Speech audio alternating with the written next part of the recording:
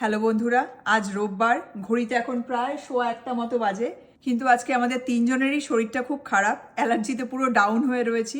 রান্নাবান্না করতে ইচ্ছে করছে না, কিন্তু রোববার বলে ভালো মন্দও একটু খেতে ইচ্ছা করছে। তো ঘরে চিংড়ি মাছ আছে, সাথে অ্যাসপারাগাসও আছে। তাই বিদ্যুৎ বলল চিংড়ি মাছ আর অ্যাসপারাগাস দিয়ে দারুণ টেস্টি, হেলদি আর একটা চটজলদি রেসিপি বানাবে। এই রান্নাটা করতে ম্যাক্সিমাম 5 থেকে 7 মিনিট লাগবে। তার জন্য দেখো, এখানে আমি চিংড়ি মাছ ভালো করে ধুয়ে জাস্ট নুন মাখিয়ে রেখেছি। তোমরা অনেকেই জানো যে বিদ্যুৎ চিংড়ি মাছ খায় না, ও মাটন চিংড়ি মাছ কিছুই খায় না, কিন্তু চিংড়ি মাছ মাটনের রান্নাগুলো ভীষণ ভালো করে। তো যাই হোক, তার সাথে এখানে আমি এক বাঞ্চ অ্যাসপারাগাস নিয়ে এইভাবে চপ করে নিয়েছি। অ্যাসপারাগাস আমাদের শরীরের জন্য ভীষণ ভালো।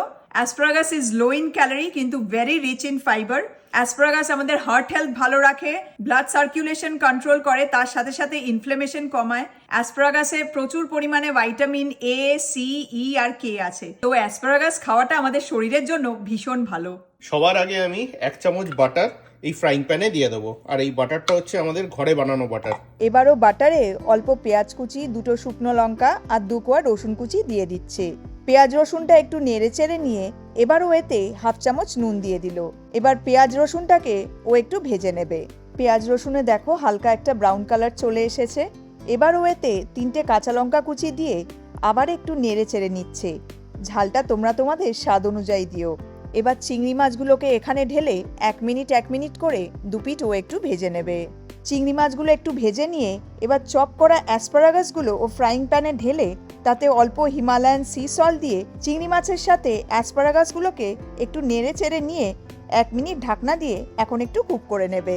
অ্যাসপারাগাস একটু ক্রাঞ্চি অবস্থায় খেতে ভীষণ ভালো লাগে, তবে গ্যাদগ্যাদে হয়ে গেলে একদম ভালো লাগে না।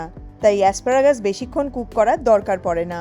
1 মিনিট হয়ে গেছে। এবার সব কিছু একটু নেড়ে চেড়ে নিয়ে ওয়েতে 1 চামচ সাদা তিল আর 1 চামচ পোস্ত ছড়িয়ে তিল আর পোস্তটাকে অ্যাসপারাগাস আর চিংড়ির সাথে একটু নেড়ে চেড়ে নেবে।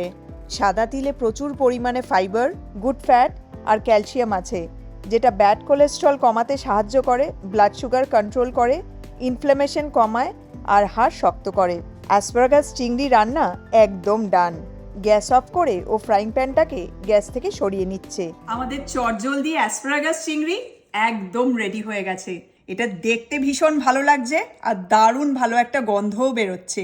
এটা রান্না করা তোমরা দেখলে কতটা সহজ, আর এটা ভীষণই হেলদি, কারণ 1 চামচ তেল বা অল্প বাটার দিয়ে হয়ে যায়। আর এর মধ্যে অ্যাসপারাগাস রয়েছে, তিল রয়েছে, যেগুলো শরীরের জন্য ভীষণই ভালো। সাদা ভাতের সাথে এটা খেতে অসাধারণ লাগে। তোমরা অবশ্যই এই রেসিপিটা একবার ট্রাই করো। তো আমরা এখন চটপট লাঞ্চটা সেরে নিই।